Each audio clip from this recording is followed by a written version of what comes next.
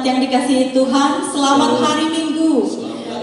Minggu ini kita merayakan kenaikan Tuhan kita Yesus Kristus. Mari kita membawa ucapan syukur dari hati kita masing-masing, karena Tuhan Yesus telah bangkit, Dia telah naik ke surga, bukan untuk meninggalkan kita, tapi untuk menyediakan tempat bagi saudara dan saya. Amin. Haleluya. Kita mau mengucap syukur untuk kebaikannya. Kita mau mengucap syukur untuk kasih setianya di dalam kehidupan saudara dan saya. Haleluya. Mari siapkan hati. Kita mau menyembah Tuhan. Haleluya. Banyak yang kau perbuat di dalam hidupku. Tak pernah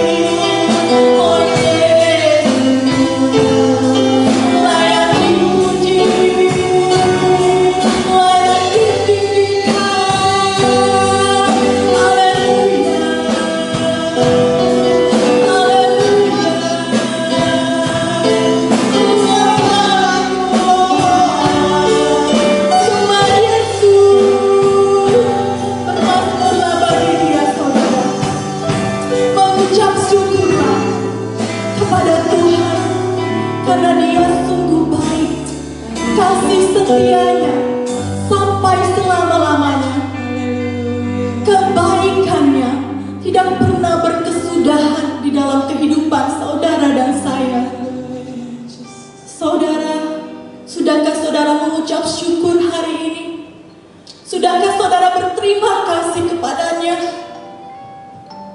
Dalam segala situasi, apapun yang kita hadapi dalam hidup ini, baik dalam keadaan saya diberkati, atau baik dalam keadaan tidak baik sekalipun, mari kita mengambil keputusan untuk kita tetap bersyukur kepadanya. Dengan kita mengambil keputusan untuk tetap bersyukur kepada Tuhan, maka ucapan syukur itu akan naik ke hadapan Tuhan, dan Tuhan akan disenangkan. Mari kita senangkan hati Tuhan, saudara, dengan mengucap syukur dalam segala apapun yang terjadi dalam kehidupan kita, atau yang akan terjadi, baik itu yang baik maupun yang tidak baik. Mari kita mengucap syukur. Mari saudara kita mau katakan, ku bersyukur. Syukur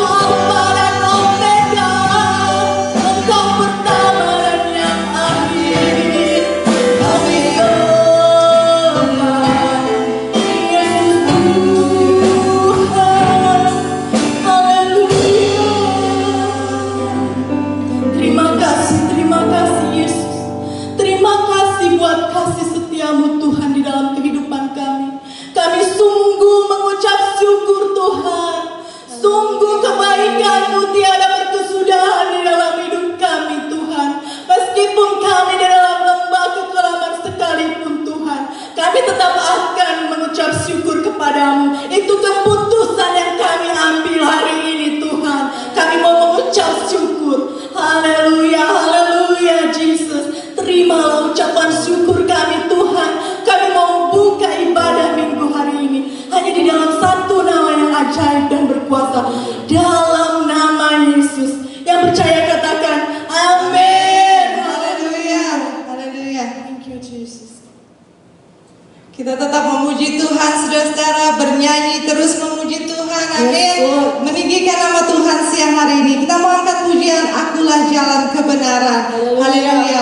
Mari kita yang percaya, lewat nama Tuhan Yesus kita diselamatkan, amin. Mari kita yang percaya ada kebenaran, jalan kehidupan di dalam Tuhan kita Yesus Kristus. Kita mau angkat pujian ini sama-sama. Haleluya. Saudara-saudara, kita mau sama-sama memuji Tuhan, amin. Dengan penuh hati yang sukacita siang hari ini. Haleluya. Glory, haleluya. Sama-sama. Glory, haleluya. Glory, haleluya. Glory, haleluya. Di dalam namanya ada keselamatan. Sama-sama katakan glory, glory, haleluya, yes Lord, glory, haleluya, glory, haleluya,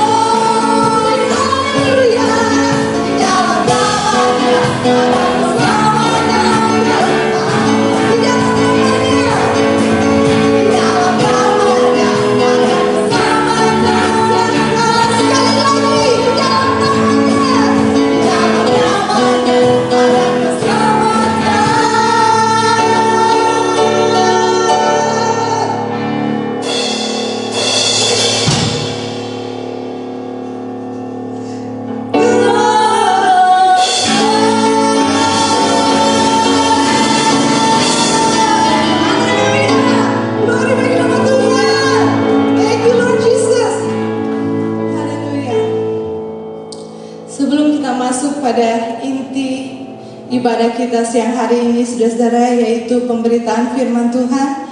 Kita mau angkat pujian ini. Pulihkan aku Tuhan. Haleluya. Mari kita membawa pujian ini sebagai doa kita. Kita yang rindu Tuhan siang hari ini, saudara-saudara, bahwa Dia dekat lebih lagi dalam kehidupan saudara-saudara siang hari ini. Pulihkan kami Tuhan, ubahkan kami Bapa dalam sisa hidup kami ini Tuhan.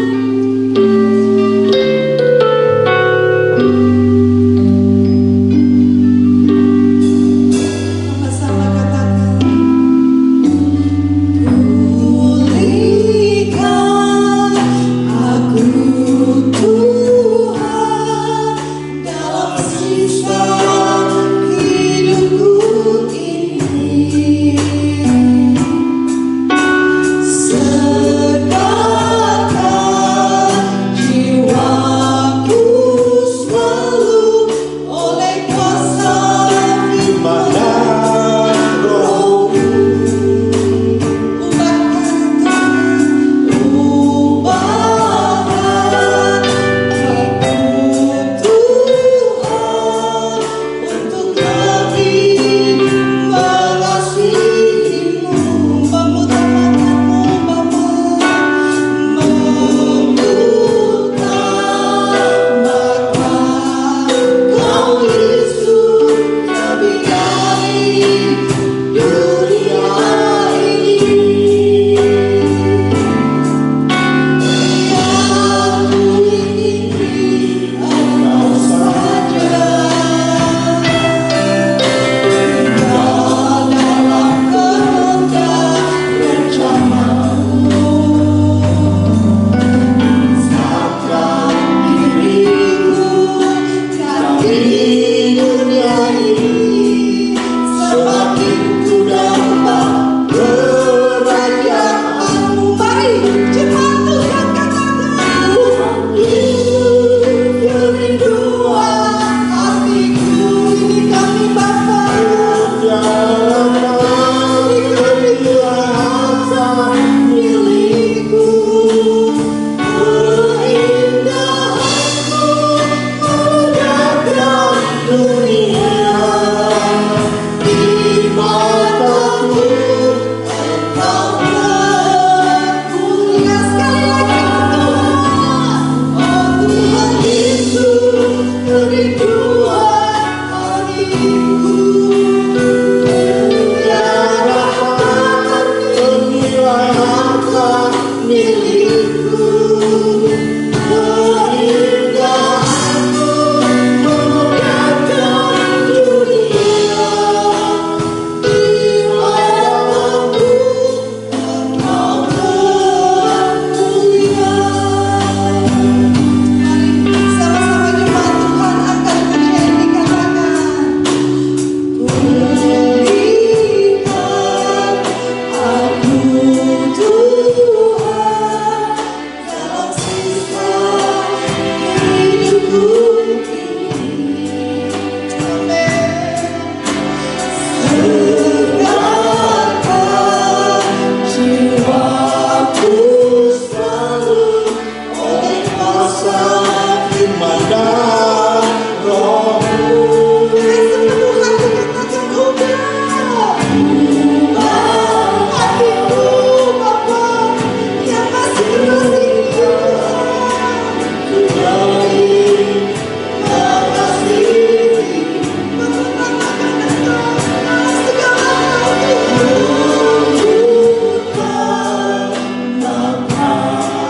Kau Yesus lebih dari dunia ini. Yang ku ingini Tuhan, yang ku ingini Engkau saja. Tinggal dalam kehendak rencana-Mu. Pisahkan diriku dari dunia ini.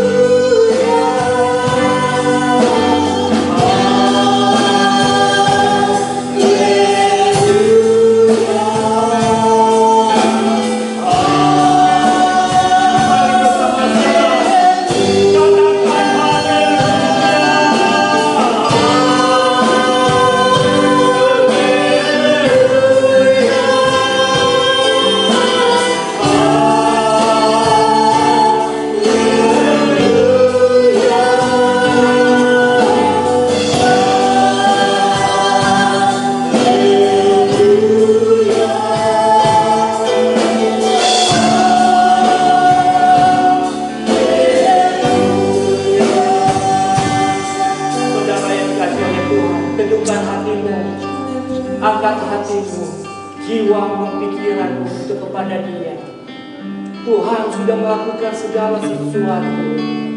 Keselamatan yang Tuhan berikan dan sediakan bagi setiap manusia, bagi setiap kita yang percaya kepada Dia, setiap kita yang mau mengikut Tuhan. Tuhan sudah memberikan jaminan keselamatan. Bahkan Tuhan menyediakan tempat rumah bagi kita di dalam kerajaan surga. Mari semua di rumah, saudara-saudaraku yang saya kasih dalam Tuhan, kita menyembah Tuhan. Katakan haleluya. Katakan haleluya pada Tuhan. Haleluya. Haleluya. Haleluya. Haleluya. Sekali lagi.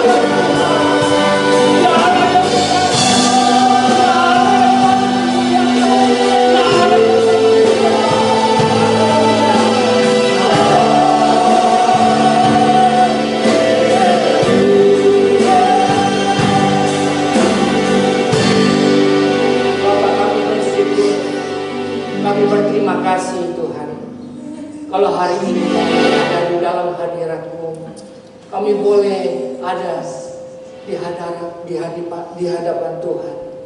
Tuhan, ini kami semua di hadapan-Mu. Ampuni kami dengan segala ketidaktepatan, tidak patuh. Tetapi kerinduan hati kami terus kepada-Mu ya Tuhan.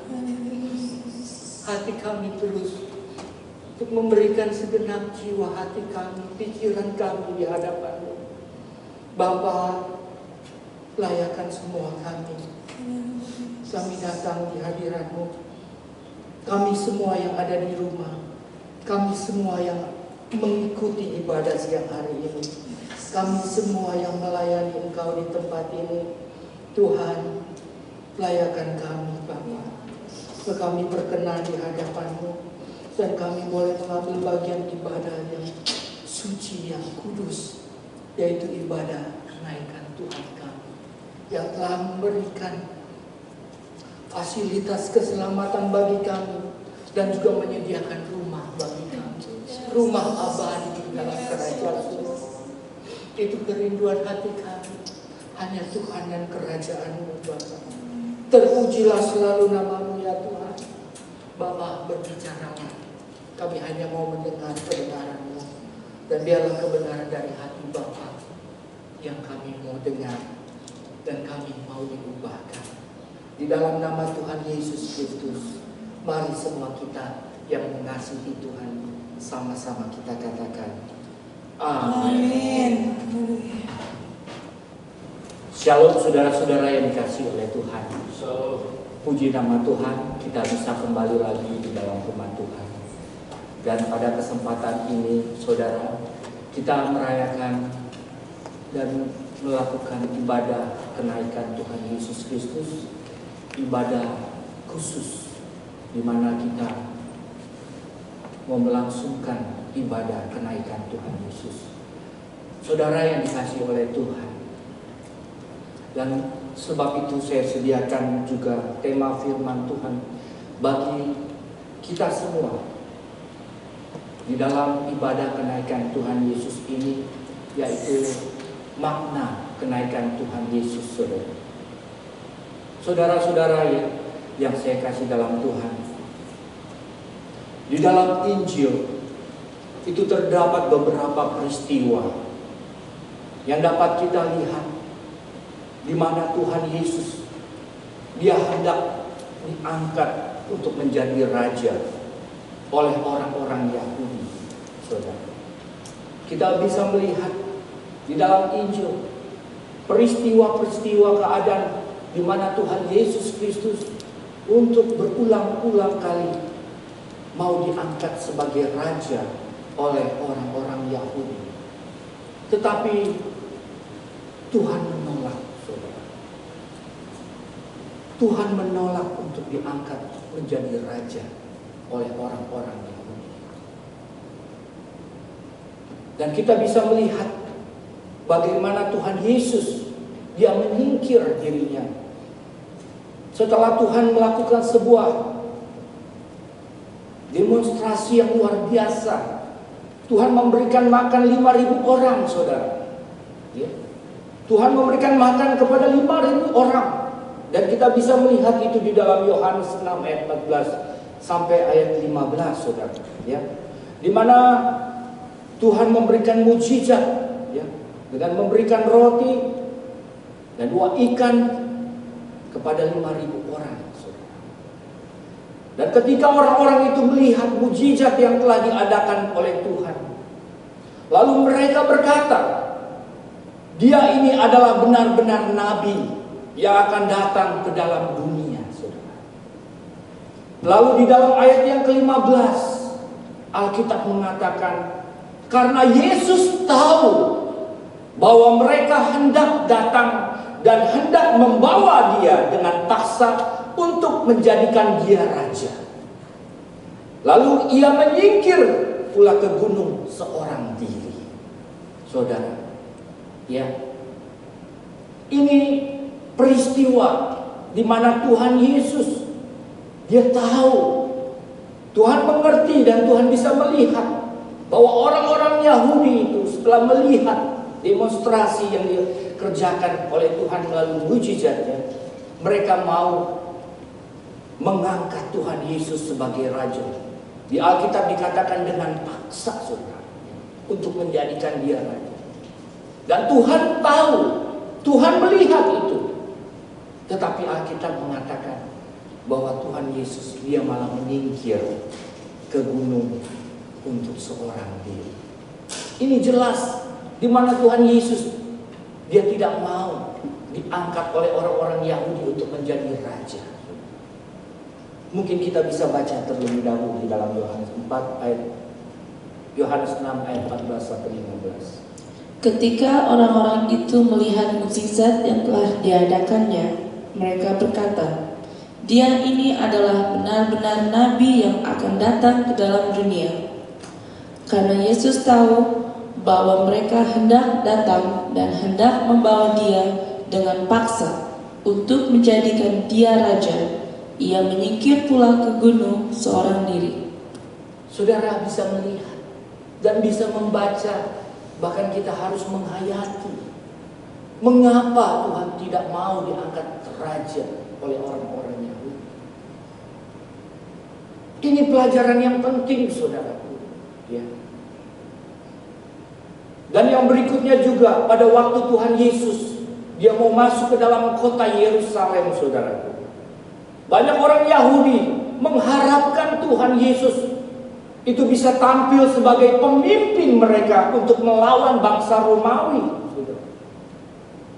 Karena kita tahu bahwa orang-orang Yahudi bangsa Israel, mereka sedang berada dalam penindasan, penjajahan oleh bangsa Romawi. Tetapi bangsa Israel, saudaraku, mereka tidak berdaya karena mereka ini bangsa yang kecil. Tetapi mereka mengharapkan seorang Mesias yang telah dijanjikan akan datang untuk membebaskan mereka dari penjajahan Romawi pada saat itu.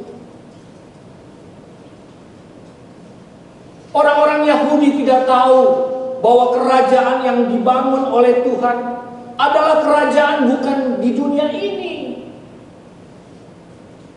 tetapi kerajaan yang Tuhan bangun adalah nanti di kerajaan surga, di langit baru, bumi baru. Di sini kita bisa melihat, saudaraku, bahwa bangsa Israel, orang-orang Yahudi, mereka tidak mengerti konsep keselamatan di dalam Tuhan. Mereka menganggap bahwa Mesias yang dijanjikan itu bisa membebaskan mereka dari penindasan bangsa Romawi, bisa membebaskan bangsa Israel dari kemiskinan, juga bisa membebaskan Mesias itu daripada pemenuhan kebutuhan jasmani. Tetapi karena mereka memiliki konsep yang salah, mereka tidak mengerti rencana Allah. Mereka tidak mengerti apa rencana yang baik yang Tuhan, Mesias yang dijanjikan itu. Pada intinya Mesias itu dinubuatkan, dijanjikan itu untuk membebaskan mereka dari dosa. Mesias dijanjikan bukan untuk supaya mereka terlepas dari tekanan hidup, tetapi sesungguhnya Mesias itu dijanjikan untuk membebaskan dosa bagi manusia. Ini yang mereka tidak pahami, saudara. Sebab itu mereka berusaha untuk mengangkat dia raja, mengangkat Tuhan Yesus sebagai raja di bumi, dan Tuhan menolak. Dan banyak peristiwa-peristiwa lain di dalam Injil yang saudara bisa lihat, Tuhan selalu menolak. Ya. Saudaraku, kenaikan Tuhan Yesus itu membuktikan dan menunjukkan bahwa sesungguhnya kerajaan dan diri Tuhan Yesus sendiri itu bukan dari dunia ini, saudara. Ya. Kenaikan Tuhan Yesus itu membuktikan, menunjukkan kepada kita sebenarnya bahwa kerajaan Tuhan itu bukan berasal dari dunia ini, saudaraku. Itu sebabnya Tuhan Yesus berkata di dalam Yohanes 17 ayat 14, dia berkata, Aku telah memberikan firman-Mu kepada mereka dan dunia membenci mereka, karena mereka bukan dari dunia, sama seperti aku bukan dari dunia. Saudara perhatikan ini perkataan Tuhan. Ini firman yang langsung keluar dari bibir Tuhan Yesus. Tuhan sendiri mengatakan ketika dia berdoa kepada Bapa di surga, Tuhan berkata, aku telah memberitakan firman-Mu kepada mereka, yaitu setiap orang percaya. Dan dunia membenci mereka, karena mereka bukan dari dunia ini, sama seperti aku bukan dari dunia ini. Clear Tuhan Yesus mengatakan di dalam firman Tuhan ini, saudara, bahwa Tuhan bukan berasal dari dunia. termasuk untuk setiap orang percaya, bukan berasal dari dunia. You not belong from this world. Kamu bukan berasal dari dunia. Mengapa? Karena roh yang ada di dalam kamu itu dari Bapa, roh dari surga, dari tahtanya yang kudus. Bukan berasal dari dunia ini, saudaraku. Nah, ini yang saudara kita harus pahami. Ini makna daripada kenaikan Tuhan. Tuhan Yesus bukan datang hanya sekedar, tetapi menunjukkan, menegaskan, mengingatkan kepada kita bahwa Tuhan bukan dari dunia ini, kerajaannya bukan dari dunia ini, termasuk kita sebagai orang percaya bukan berasal dari dunia ini. Sebab itu roh yang ada di dalam kita itu berasal dari Bapa, dari surga. Saudara, suatu hari nanti Tuhan Yesus akan datang kembali, membawa orang percaya ke tempat yang telah disediakan oleh Tuhan. Dan Tuhan pasti membangun kerajaannya di langit baru dan bumi yang baru nanti, saudara. Dan itu yang telah Tuhan janjikan kepada murid-murid dan setiap orang yang percaya kepada Tuhan, yang dituliskan di dalam Yohanes 14 ayat 1 sampai 3. Janganlah gelisah hatimu, percayalah kepada Allah, percayalah juga kepadaku. Di rumah Bapakku banyak tempat tinggal.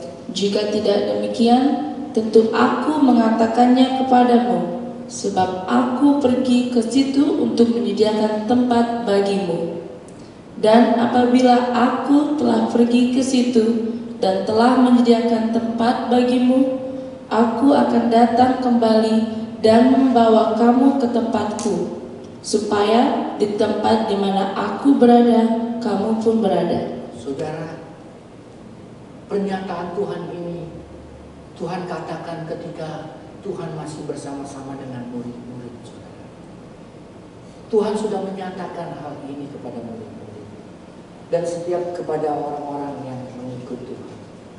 Tuhan mengatakan, jangan gelisah hatimu. Percayalah kepada Allah dan percayalah juga kepadaku. Di rumah Bapakku itu banyak tempat tinggal. Jika tidak demikian, tentu aku mengatakan kepadamu, sebab aku pergi ke situ untuk menyediakan tempat bagimu. Dan apabila aku telah pergi ke situ dan telah menyediakan tempat bagimu, aku akan datang kembali dan membawa kamu ke tempatku, supaya di tempat di mana aku berada, kamu pun berada, saudara. Ini, saudara, luar biasa, ya. Pernyataan Tuhan Yesus, dia sudah utarakan ketika dia tinggal bersama-sama dengan murid-murid, ya. Ketika Tuhan Yesus masih bersama-sama dengan murid-muridnya, saudara. Jadi kita harus mengerti, ya, apa makna dari kenaikan Tuhan. Ya, pertama, tadi saya katakan bahwa kerajaan Tuhan bukan berasal dari dunia. Ya. Kenaikan Tuhan Yesus bermakna untuk menunjukkan bahwa kerajaan Tuhan Yesus bukan berasal dari dunia ini. Oleh sebab itu, saudara dan saya sebagai pengikut Tuhan yang menanti-nantikan hari kedatangan Tuhan, jangan mencari kenyamanan hidup. Jangan mencari kenyamanan hidup. Karena Tuhan jelas berulang-ulang kali di dalam Injil mengatakan, my kingdom not come from this world. Kerajaanku bukan berasal dari. Sebab itu sebagai kita orang percaya, kita jangan mencari kenyamanan. Ya. Jangan kita mau mencari kenikmatan hidup di bumi ini. Jangan menjadikan dunia ini sebagai firdaus kita. Kita merasa nyaman hidup di bumi. Kita mencari kesenangan di dunia. Bahkan kita menjadikan dunia ini firdaus kita. Kita harus mengerti Tuhan mengatakan kerajaannya bukan berasal dari dunia ini, saudaraku. Sebab itu saudara harus mengerti, ya. Dan ini sama yang dilakukan oleh murid-murid selama 3 tahun setengah. Mereka sudah mengikut Tuhan, mereka sudah belajar kepada Tuhan. Tetapi selama 3 tahun setengah mereka belum mengerti rencana Allah. Mereka belum memahami rancangan Allah, bahwa Dia datang untuk menyediakan tempat yang baru di langit baru, bumi baru. Sebab itu murid-murid, mereka sudah 3 tahun setengah setelah Tuhan mati, mereka kembali lagi kepada habitat awal, yaitu mencari ikan. Karena mereka melihat bahwa Tuhan Yesus sudah mati di kayu salib, mereka kehilangan pengharapan. Akhirnya mereka kembali kerja lagi mencari ikan. Ya, ini menandakan mereka nggak ngerti, belum mengerti rencana Tuhan. Bahkan ketika Tuhan menunjukkan hari kebangkitannya, murid-murid masih menanyakan kepada Tuhan Yesus, hendaklah Tuhan mau memulihkan kerajaan Israel di bumi ini. Lihat, murid-murid pun masih mau menginginkan kerajaan Israel di bumi ini untuk dipulihkan. Ini jelas mereka tidak mengerti mengikut Tuhan. Sebab itu, mari kita lihat di dalam Kisah Para Rasul 1 ayat 6 sampai 11. Maka bertanyalah mereka yang berkumpul di situ, Tuhan, maukah Engkau pada masa ini memulihkan kerajaan bagi Israel? Saudaraku, peristiwa ini terjadi ketika Tuhan sudah bangkit dan Dia menunjukkan dirinya di hadapan murid-murid. Hari kebangkitan yang ketiga dia menjumpai setiap murid-muridnya. Tetapi ketika murid-muridnya menemukan Tuhan Yesus yang telah bangkit dari kematian itu, tetapi murid-murid masih menanyakan hal ini. Tuhan, maukah Engkau pada masa ini memulihkan kerajaan bangsa Israel? Ya, ini menunjukkan mereka tidak mengerti yang diajarkan Tuhan. Mereka tidak mengerti proyek keselamatan yang Tuhan adakan untuk menyediakan tempat langit baru, bumi baru nanti. Bukan di bumi ini, saudaraku. Sebab itu di ayat yang ke-7 Tuhan berkata, jawabnya, Engkau tidak perlu mengetahui masa dan waktu yang ditetapkan Bapa sendiri menurut kuasanya. Tuhan pun langsung menjawab, kamu gak perlu tahu kapan Israel itu akan dipulihkan. Ya, untuk masa dan waktu, karena Bapa yang menetapkan. Ya. Jadi kita sebagai pengikut Tuhan, saudaraku, ya, kita tidak perlu mau cari tahu, karena Bapa yang menetapkan kapan Israel itu akan dipulihkan, kerajaannya itu akan dipulihkan. Ya, di dalam hal ini, saudaraku, kita tidak bisa memaksa Tuhan. Ya, hendak dengan keinginan kita untuk segera memaksa Tuhan untuk memulihkan Israel. Israel yang sebenarnya yang Tuhan inginkan, yaitu Israel surgawi, bukan Israel duniawi, saudara. Karena dunia ini sudah terhukum. Tuhan tidak akan memulihkan dunia ini, sudah terkutuk, dan tidak ada yang baik di dunia ini. Sebab itu Tuhan menyiapkan langit yang baru, tempat yang baru, bumi yang baru nanti di kerajaan surga. Di sanalah kerajaan Tuhan Yesus Kristus akan dinyatakan secara fisik. Ya, Tuhan akan menyatakan kerajaannya. Tetapi sebagai pengikut Tuhan, kita jangan memaksa Tuhan. Biarlah rencana dan waktu Tuhan. Amin, saudaraku. Dan Tuhan memberikan pesan wasiat yang sangat penting, berharga bagi kita di dalam ayatnya yang ke-8. Tetapi kamu akan menerima kuasa kalau Roh Kudus turun ke atas kamu, dan kamu akan menjadi saksiku di Yerusalem dan di seluruh Yudea dan Samaria dan sampai ke ujung bumi. Saudara, ini pesan wasiat Tuhan buat setiap murid-murid dan setiap orang percaya, ya. Kita harus menjadi saksi. Ingat ini. Harus jadi saksi dimanapun kita berada, saudaraku. Ya. Ini pesan Tuhan. Jadi kita sudah tidak memikirkan kapan Tuhan akan memulihkan, kapan Tuhan akan menyatakan. Ya. Pesan Tuhan sangat jelas di ayat ini. Kamu harus jadi saksi. Jadi saksi Kristus dimanapun engkau berada. Ya, ini jelas Tuhan Yesus mengatakan, tetapi kamu akan menerima kuasa kalau Roh Kudus turun di atas kamu, dan kamu akan menjadi saksiku di Yerusalem dan di seluruh Yudea dan Samaria dan sampai ke ujung bumi. Artinya dimanapun saudara kita berada, kamu harus jadi saksi. Ini tugas kita.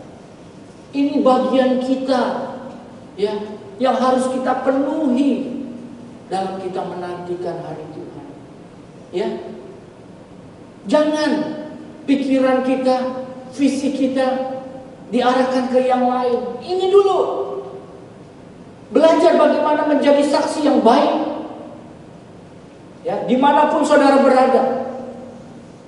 Saksi di dalam rumah tanggamu, saksi di dalam keluargamu, saksi di dalam tempat kerjamu, saksi di pekerjaanmu, saksi di dalam gereja, saksi dimanapun engkau melangkah. Jadilah saksi Tuhan Yesus Kristus sampai ke ujung bumi. Ini bagian saudara dan saya. Ya. Makna kenaikan Tuhan Yesus bukan hanya Tuhan Yesus pergi menyediakan tempat bagi kita, benar. Tetapi bagian kita selama kita masih hidup di bumi, kita harus jadi saksi Kristus. Di mana? Jadilah saksi Tuhan yang baik, saudara. Inilah bagian kita. Inilah wasiat amanat Tuhan buat setiap kita semua. Jangan fokus kita dialihkan ke yang lain. Jangan difokuskan ke yang lain.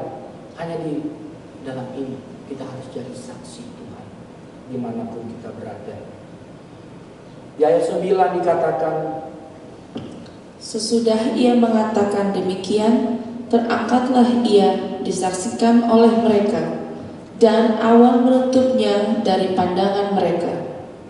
Lihat saudara, sebelum Tuhan naik, Tuhan mengatakan jadikan kamu harus jadi saksiku. Setelah Tuhan memberikan amanat wasiat ini, bahwa kita harus jadi saksinya dimanapun kita berada, baru Tuhan pergi.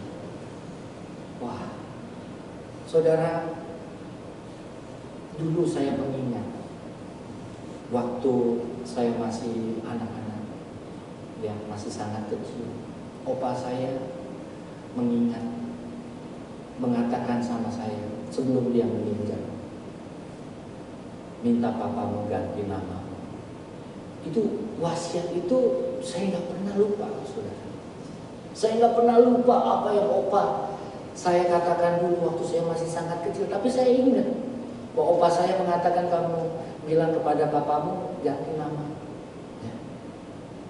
Dan itu sampai sekarang, saudara, pesan dari orang yang kita kasih itu sangat bermakna dan itu akan selalu menempel dalam hati kita.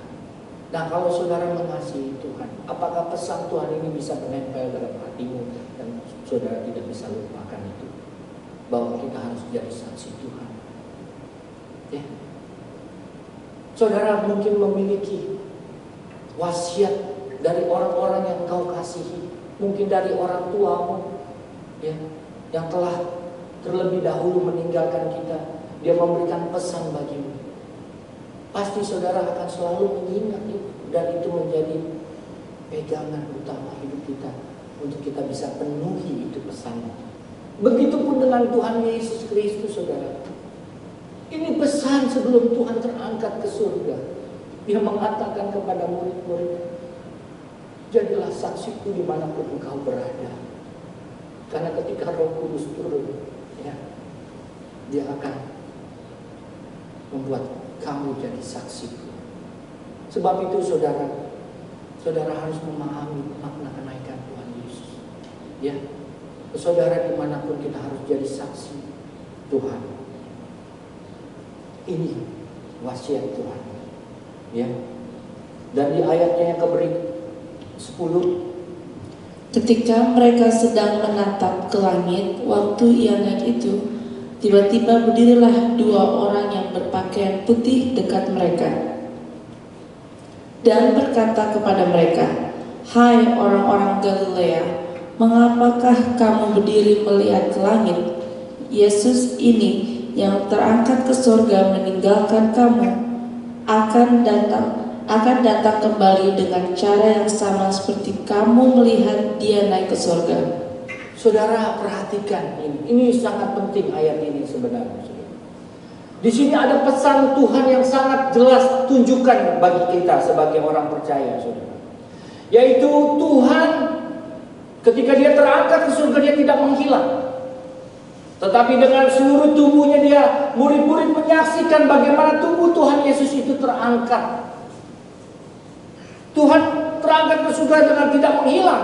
Tetapi benar-benar Tuhan Yesus itu dalam tubuh jasmani itu terangkat. Bapa mengangkat Tuhan Yesus sampai awan menutup. Ini ada pesan yang sedang dituju. Ada pesan yang sedang ditinggalkan yang diberikan bagi kita. Bahwa kerajaannya bukan di bumi. Ya. Ini dia terangkat. Ada tempat yang dituju. Ada sesuatu yang diarahkan Tuhan kepada kita. Bahwa ada langit baru, bumi baru di sana nanti. Ya. Dan saudara kita harus menangkap ini supaya kita jangan fokus hidup di bumi. Ya. Jangan kita fokus hidup dalam kehidupan yang sementara. Karena kehidupan yang sementara ini hanya fana. Ya, dan semua ini akan kita tinggalkan dan Tuhan sudah memberikan sign, tanda yang penting bahwa dia menuju suatu tempat yang dituju, yaitu kerajaan Tuhan, langit baru, bumi baru nanti. Inilah saudaraku pengharapan kita. Selama kita hidup di bumi, untuk kita berusaha menjadi saksi Yesus, Tuhan Yesus Kristus, dimanapun saudara dan saya kita berada, kita menantikan langit baru, bumi baru, di mana Tuhan menyediakan tempat buat kita, dan kita berusaha untuk meninggalkan keindahan dunia dan tidak menjadikan hidup di bumi ini sebagai firdaus bagi kita. Dunia ini jangan dijadikan firdaus, saudara, ya. Tetapi faktanya, saudara, kalau kita melihat kehidupan orang Kristen hari ini, nampaklah banyak di antara mereka yang memiliki sikap dan pandangan yang sama seperti murid-murid Tuhan Yesus pada waktu itu. Mereka adalah orang-orang Kristen yang sudah lama menjadi Kristen, tetapi tidak mengenal kebenaran Allah secara memadai. Bahkan banyak mereka memiliki konsep yang salah seperti murid-murid. Dalam dunia pendidikan, saudara, murid-murid yang terbelakang dengan IQ yang rendah itu bisa disebut retarded, saudara, atau bahkan sampai dipandang sebagai idiot. Kesalahan banyak orang Kristen sekarang sama dengan kesalahan murid-murid Yesus pada waktu itu, yaitu menuntut pemulihan atas segala aspek hidupnya secara jasmani sesuai dengan selera manusia. Mereka mencari Tuhan hanya untuk pemenuhan kebutuhan jasmani, yaitu hanya menekankan pada pemulihan ekonomi, pemulihan kesehatan, pemulihan keluarga, pemulihan pekerjaan, jodoh, keturunan, dan hal-hal lainnya yang fana itu, saudara. Biasanya yang diinginkan oleh manusia itu adalah apa yang dapat dinikmati oleh fisik dan jiwa yang sudah kehilangan kemuliaan Allah. Inilah cara hidup yang diwariskan oleh nenek moyang dari generasi ke generasi berikutnya. Padahal, saudaraku, cara hidup mereka bukan standar cara hidup sebagai anggota keluarga kerajaan Allah. Saudaraku, seharusnya Hal pemenuhan kebutuhan jasmani itu tidak menjadi masalah utama ketika orang percaya berurusan dengan Tuhan. Tuhan sudah menyediakan berkat jasmani untuk setiap orang, ya. Asalkan orang itu bisa bertanggung jawab dalam hidupnya, yaitu bekerja keras, menjaga kesehatan, berhati-hati dalam hidup, atau tidak ceroboh dalam segala tindakan dan perbuatannya, ya, dan dalam setiap langkah hidup ini. Tuhan menghendaki orang percaya untuk memberikan perhatian kepada apa yang menjadi visinya Tuhan, yaitu mendatangkan atau menghadirkan kerajaan Allah dalam kehidupan manusia, saudara. Nah, untuk ini, saudara, orang percaya harus dipersiapkan untuk menjadi umat yang layak bagi Dia, yaitu bagaimana menjadi anggota keluarga kerajaan Allah yang baik, yang standarnya adalah kehidupan Yesus, saudara. Oleh sebab itu, orang percaya tidak boleh menuntut dan mengharapkan hidup di dunia ini dapat dinikmati untuk mendapatkan kesenangan dari dunia ini, seperti model anak-anak dunia. Terkait dengan hal ini, saudaraku, Rasul Paulus dia menuliskan di dalam Roma 14 ayat yang ke-17.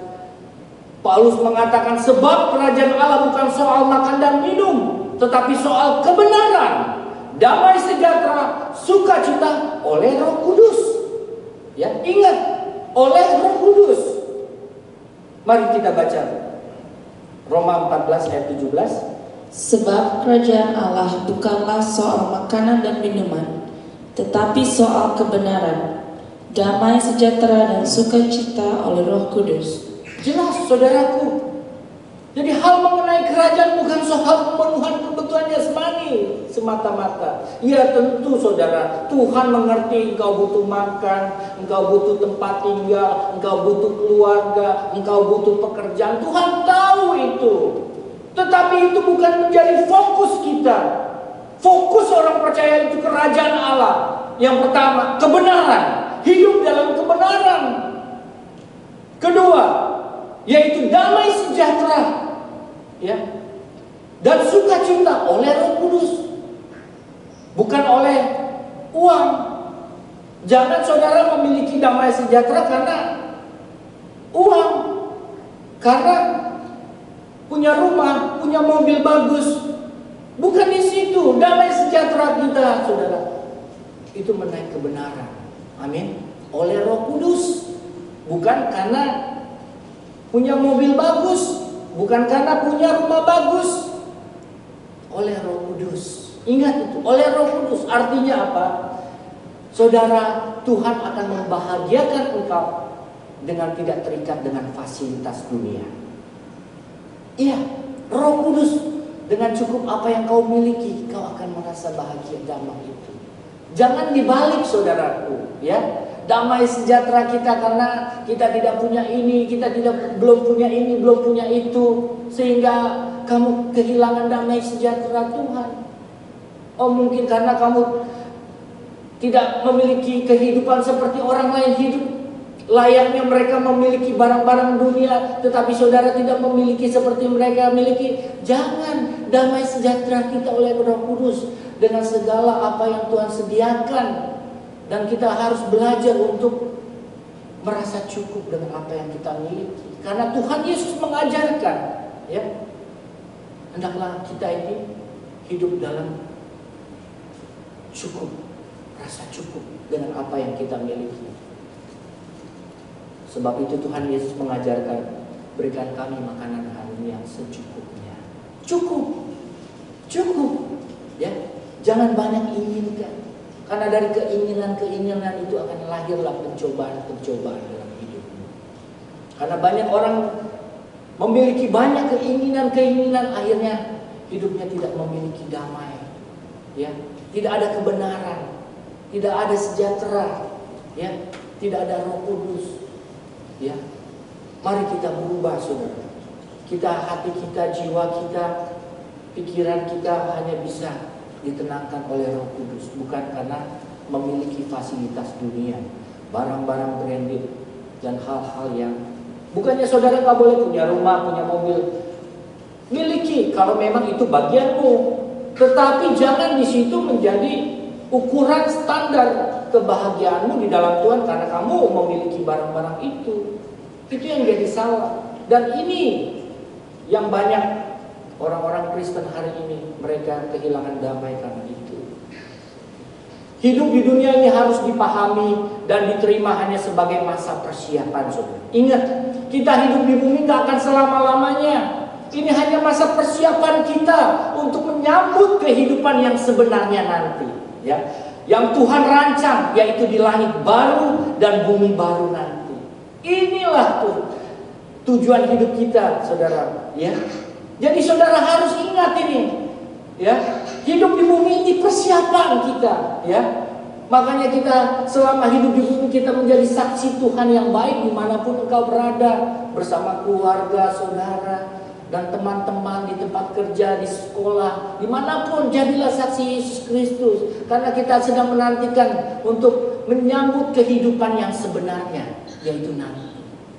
Ya, itu hidup selama-lamanya, saudaraku. Di sanalah kita akan hidup bersama-sama dengan Tuhan Yesus, ya.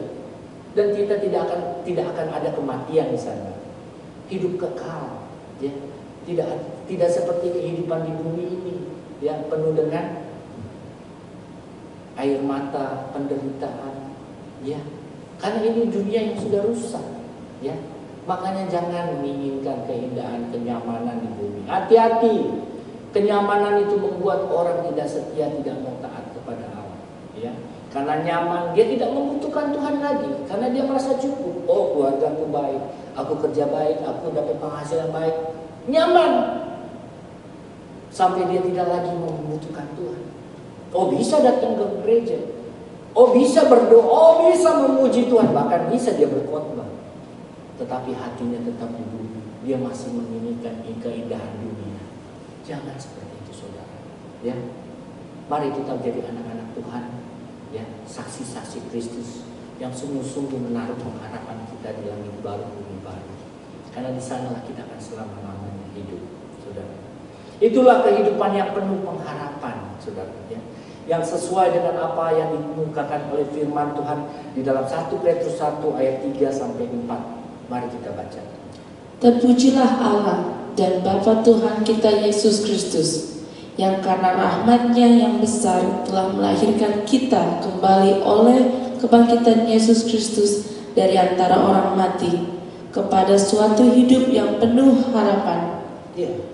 Ayat 4. Untuk menerima suatu bagian yang tidak dapat binasa, yang tidak dapat cemar, dan yang tidak dapat layu, yang tersimpan di surga bagi kamu. Ya, saudaraku, jelas firman Tuhan ini mengatakan, terpujilah Allah dan Bapa Tuhan kita Yesus Kristus, yang karena rahmat-Nya yang besar telah melahirkan kita kembali oleh kebangkitan Yesus Kristus dari antara orang mati kepada suatu hidup yang penuh pengharapan. Ini hidup yang penuh pengharapan, ya. Waktu penyataan Tuhan, saudaraku. Oleh sebab itu, saudara, jangan membuat rahmat Allah yang besar itu kepada hal-hal pemenuhan jasmani, ya. Kebesaran rahmat-Nya itu kita harus taruh hanya dalam pengharapan kita untuk memiliki hidup pengharapan di surga. Jangan ditaruh kepada kebutuhan jasmani. Ingat ini, saudara. Karena banyak orang menaruh pengharapan dari rahmat Allah yang besar hanya untuk kepada pemenuhan jasmani. Ini sangat meremehkan Tuhan. Saudara, Bapa itu memiliki jagat raya yang tidak terbatas, saudara. Kalau rahmat-Nya yang besar itu hanya ditujukan kepada hal-hal yang fana, saudara, itu meremehkan Bapa, saudara. Rahmat-Nya yang besar itu kita taruh sebagai pengharapan kita memperoleh hidup selama-lamanya di sana, saudaraku. Ini jangan ditaruh hal-hal yang fana. Itu disebabnya ayat yang keempat dikatakan untuk menerima suatu bagian yang tidak dapat binasa, yang tidak dapat cemar, yang tidak dapat layu, yang tersimpan bagi kamu. Ini Tuhan sediakan. Tetapi saudara masih menginginkan dunia. Saudara menjadikan dunia ini sebagai firdaus. Itu sama saudara melukai hati Bapa, melukai hati Tuhan Yesus. Kalau Tuhan sudah menyediakan ya tempat bagian kita di surga yang tidak akan cemar, yang tidak akan layu, tapi saudara masih menginginkan dunia, saudara ingin kenyamanan di bumi, itu saudara menyakiti hati Tuhan. Menyakiti hati Tuhan. Tuhan memberikan hal yang kekal, tapi saudara menginginkan yang fana, yang suatu hari semua kita akan tinggalkan. Jangan saudara, ya hati-hati saudara. Hendaknya orang percaya tidak berpikir bahwa kekristenan yang akan memberi kontribusi bantuan atau keuntungan atas hidup hari ini bagi kehidupan jasmani dengan harapan hidup dapat dijalani itu bisa lebih mudah. Jangan, ya, jangan. Tuhan tidak akan mempermudah jalan, ya. Tidak akan mempermudah. Justru menjadi percaya itu berarti kita memasuki proses agar layak menjadi anak-anak Allah yang mendatangkan atau menghadirkan kerajaan Allah, saudaraku. Hidup seorang yang disentuh oleh Injil dan berusaha untuk mendatangkan atau menghadirkan kerajaan Allah akan merasakan beratnya hidup ini. Sebab saudaraku, mendatangkan atau menghadirkan kerajaan Allah bukan sesuatu yang mudah, tetapi harus ya melakukan perjuangan. Harus dengan perjuangan, saudara. Ya, Tuhan tidak akan berikan kemudahan. Ini untuk membuktikan bahwa kita mengasihi Dia. Bagaimana saudara bisa membuktikan bahwa kita ini mengasihi Tuhan? Kalau dengan kemudahan, tidak akan, Tuhan tidak akan memberikan kemudahan. Tetapi justru itu bukti cinta kita kalau kita berjuang sungguh-sungguh kepada Tuhan. Selanjutnya orang percaya juga harus menjadi saksi sampai ke ujung bumi, saudara. Orang percaya harus memikul kuk ya, atau salib, ya, yaitu menjadi saksi dengan menampilkan kehidupan Yesus. Ya, ini saksi bukan hanya kita katakan saksi, kita melihat ini, mendengar itu, tidak. Tetapi kita harus menjadi saksi yang menampilkan kehidupan Yesus di bumi. Ini maksudnya saksi. Ini saksi yang sesungguhnya, saudara. Menampilkan kehidupan Yesus itu berarti orang percaya harus memiliki perilaku seperti Yesus. Iya, harus menampilkan kelakuan, perbuatan, tindakan, ucapan yang seperti Yesus. Ini jadi saksi. Bukan hanya kita ngomong saja, tetapi dalam seluruh perilaku kehidupan kita, kita menampilkan pribadi kehidupan Yesus. Ini maksudnya saksi. Ya, ini saksi yang benar. Bukan hanya pintar ngomong tentang Tuhan, bukan hanya pintar ngomong tentang berkat-berkatnya, bukan hanya pintar ngomong tentang mujizat atau kuasanya, tetapi bagaimana kita harus jadi pintar dalam menampilkan perilaku seperti Tuhan Yesus dalam kehidupan ini. Hal ini bisa terjadi atau berlangsung kalau orang percaya mendatangkan atau menghadirkan kerajaan Allah di bumi. Ini, saudara tidak akan bisa menjadi saksi Yesus yang benar dengan menampilkan karakter pribadi seperti Yesus di bumi kalau saudara tidak menghadirkan kerajaan Allah di bumi setiap hari. Harus. Kita yang harus ciptakan. Jangan nunggu Tuhan. Tuhan sudah menyediakan selama 70 tahun, saudara. Tuhan sudah memberikan anugerahnya yang tidak terbatas untuk kita bisa hidup menjadi saksi yang benar, untuk bisa kita menghadirkan kerajaan Allah. Sebab itu Tuhan mengutus kita orang percaya. Tuhan berkata bahwa seperti Bapa mengutus aku, demikian aku mengutus kamu. Semua kita orang percaya diutus oleh Tuhan untuk menjadi saksi Kristus. Jadi jangan nunggu waktunya Tuhan. Jangan nunggu Tuhan bergerak. Tuhan sudah sediakan anugerah yang terbatas. Tergantung bagaimana kamu menciptakan waktu itu. Dan Tuhan sudah sediakan. Jadi tidak usah nunggu hari ini. Kita berubah, jangan nunggu besok. Jangan nunggu Tuhan turun. Ini makanya nggak mengerti kebenaran. Kita yang menciptakan. Ya, jangan nunggu Tuhan. Nunggu Tuhan, saudara. Nunggu Tuhan Yesus datang kedua kali, saudara tidak pernah menghadirkan kerajaan Allah di bumi. Padahal Tuhan sudah memberikan sarana. Mari, saudara. Makanya fokus kita itu harus kepada Tuhan dan kerajaan. Kalau kita fokusnya masih kepada dunia, saudara tidak akan pernah bisa. Iya, padahal Tuhan sudah menyediakan sarananya, anugerahnya yang tidak terbatas. Anytime, ya. Hari ini saudara mau berubah, hari ini saudara mau sungguh, mau militan, mau fanatik dengan Tuhan, tetapi fanatik yang positif ya, bukan fanatik yang melukai orang. Banyak orang fanatik tapi melukai orang. Fanatik yang salah itu. Fanatik dengan Tuhan yang benar itu menjadi berkat bagi orang lain.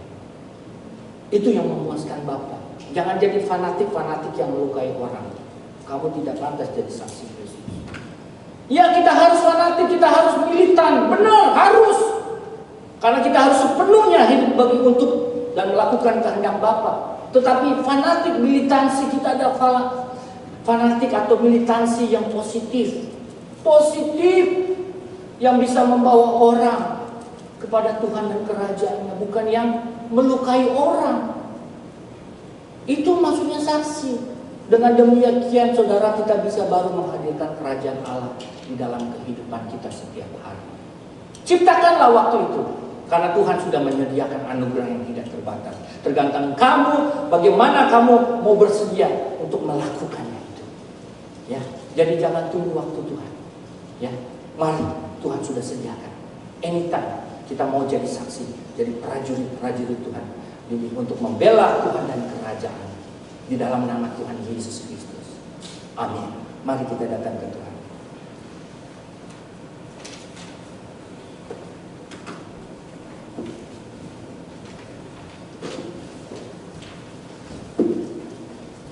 Saudara yang kasih Tuhan, mari sama-sama kita datang ke Tuhan.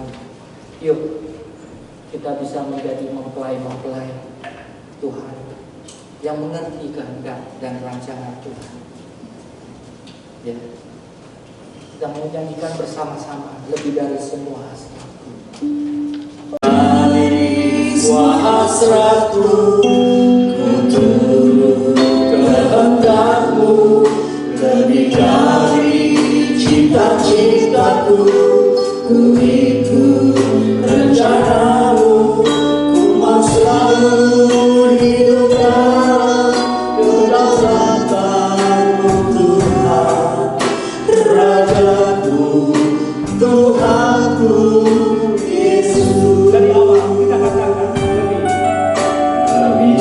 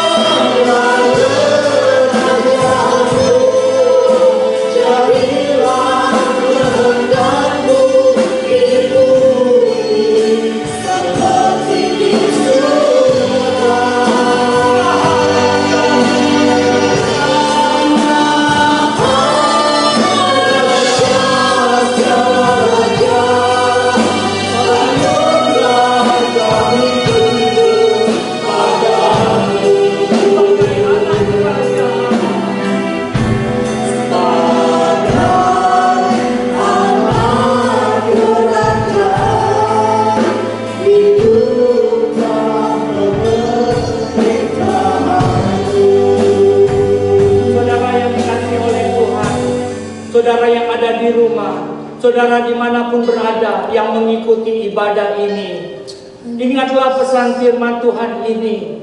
Jangan jadikan dunia ini firdausmu. Jangan mencari kenyamanan hidup di bumi. Dunia ini tidak akan menjanjikan kenyamanan yang kekal, hanya menjanjikan kenyamanan yang semu, yang sementara. Tetapi Tuhan Yesus menjanjikan kenyamanan untuk selama-lamanya. Tuhan Yesus menjanjikan firdaus di surga yang selama-lamanya kita akan nikmati. Jangan mencari yang fana, jangan mencari apa yang akan kau tinggalkan, tapi carilah apa yang akan kau peroleh. Carilah apa yang akan kamu peroleh. Jangan mencari apa yang akan kau tinggalkan. Dunia ini membutakan mata manusia, sehingga mereka terperangkap dari jerat iblis, sehingga mereka terikat dengan kenyamanan di bumi, dan lupa bahwa Tuhan menjanjikan langit yang baru. Langit yang baru, disitulah pengharapan kita, saudaraku. Langit yang baru dan bumi yang baru, di mana tidak ada dosa, tidak ada ratap tangis, tidak ada penderitaan, tidak ada air mata. Itulah yang dijanjikan oleh Tuhan Yesus. Saudara yang dikasihi oleh Tuhan, jadilah anak-anak Tuhan yang baik di bumi. Jadilah saksi-saksi Kristus yang baik, yang menampilkan hadirat Allah di bumi ini, agar supaya ketika Tuhan datang, kita semua dijemput oleh Tuhan. Kita semua dikenal oleh Tuhan. Kita semua akan diterima masuk dalam kerajaan. Inilah mengapa kita mengadakan ibadah hari kenaikan Tuhan kita Yesus Kristus. Mari semua kita berubah. Semua kita berubah hari ini. Semua kita, termasuk saya. Saya ini bukan hanya berbicara untuk saudara, tapi saya berkhotbah untuk diri saya sendiri. Mari saudara, tidak ada lagi apa yang kita mau nikmati. Seberapa lama saudara bisa menikmati dunia?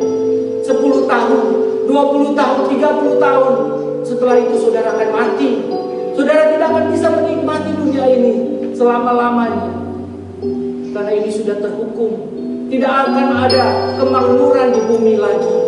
Tidak ada prosperity lagi di dunia ini. Tetapi Tuhan menjanjikan kita kemakmuran di langit baru. Disitulah kita akan selama-lamanya hidup bersama. Disitulah Tuhan akan memberikan kita tempat di dalam kerajaan Bapa di surga. Haleluya. Bapa kami yang di surga,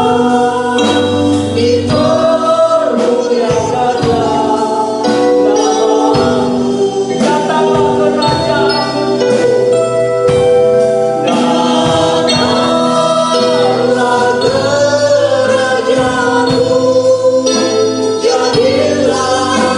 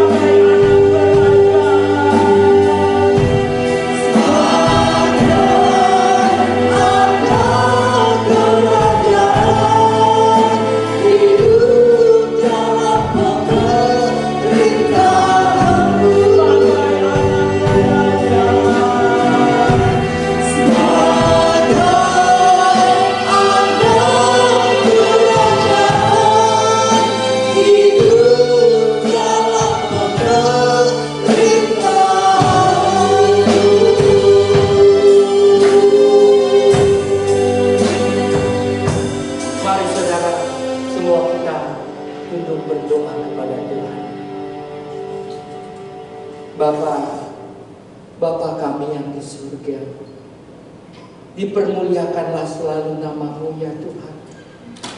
Kami bersyukur dan berterima kasih di dalam kesempatan ini Tuhan memberikan kami untuk mengadakan hari kenaikan Tuhan kami, di mana Tuhan yang menyediakan tempat rumah yang abadi bagi kami. Kami berterima kasih untuk kesempatan ini Tuhan. Sungguh kami bersyukur. Ini tidak seperti tahun-tahun biasanya, tetapi tahun ini mengandung makna yang tinggi buat kami semua. Karena kami sudah mulai mengerti kebenaran-Mu. Kami sudah memahami Tuhan, bahwa Tuhan sudah menjanjikan hidup yang kekal nanti. Tuhan, Bapa, hamba berdoa buat setiap anak-anak-Mu, buat setiap pelayan-pelayan-Mu yang ada di tempat ini Bapa. Tuhan, Kaulah saksi bagi mereka, bagi mereka mendengarkan kebenaran ini. Ini adalah kebenaran dari tahta-Mu yang kudus, yang memberikan pesan buat bagi kami semua, bahwa Tuhan menyediakan tempat rumah bagi kami. Dan itulah menjadi satu-satunya pengharapan kami, yang kami tuju, yang kami harapkan Tuhan. Bapa di dalam surga, Kau berkati anak-anak-Mu, Kau berkati pelayan-pelayan-Mu di tempat ini Tuhan. Di setiap kami yang sudah bekerja Tuhan dalam pelayanan gereja-Mu, IVCC ini Tuhan, buat pemain musik, pemain organ, pemain gitar, pemain bass, pemain drum, penyanyi, pimpin pujian, kameramen, multimedia, termasuk hamba-Mu ini Tuhan. Biarlah kami benar-benar menjadi saksi Kristus yang baik di bumi. Kami mau menjadi saksi Tuhan yang baik di bumi. Inilah sisa hidup kami Tuhan. Kami mau persembahkan hidup sisa kami di hadapan Tuhan untuk menjadi saksi Tuhan yang baik Tuhan. Tuhan memberikan kekuatan setiap pelayan-pelayan-Mu. Tuhan memberikan kemampuan buat mereka semua Tuhan, yang benar-benar menindukkan, yang mau melakukan kehendak Tuhan, yang benar-benar mau hidup di dalam rencana Allah yang ajaib, yang luar biasa ini Tuhan. Bapa, hamba berdoa juga buat jemaat-Mu ya Bapa di rumah, dimanapun mereka berada yang menyaksikan ibadah pada siang hari ini, ibadah kenaikan Tuhan Yesus Kristus Tuhan. Biar Tuhan menyertai mereka semua Tuhan. Kau memberkati mereka mendengar firman ini Tuhan. Ini firman yang Tuhan sudah ajarkan kepada murid-murid Tuhan Yesus 2000 tahun yang lalu, dan sekarang kami telah memperoleh firman itu, dan kami akan lakukan dalam hidup kami. Terima kasih Bapa di surga. Ampuni segala kekurangan dan ketidaktepatan kami Bapa. Hamba-Mu berhenti berbicara, tetapi biarlah suara Tuhan akan terus berbicara kepada anak-anak-Mu di dalam kehidupan mereka setiap hari, dan suara-Mu yang akan menuntun jalan-jalan mereka. Terima kasih Bapa, hamba serahkan semua ke dalam tangan-Mu, karena biar kasih penyertaan Tuhan menyertai setiap anak-anak-Mu di tempat ini maupun yang sedang di rumah, walaupun mereka yang sedang menyaksikan ibadah ini Tuhan. Berkati mereka. Saudara-saudara yang saya kasihi, saudara-saudara yang dikasihi oleh Tuhan, angkatlah kedua tangan-Mu di hadapan Bapa di surga.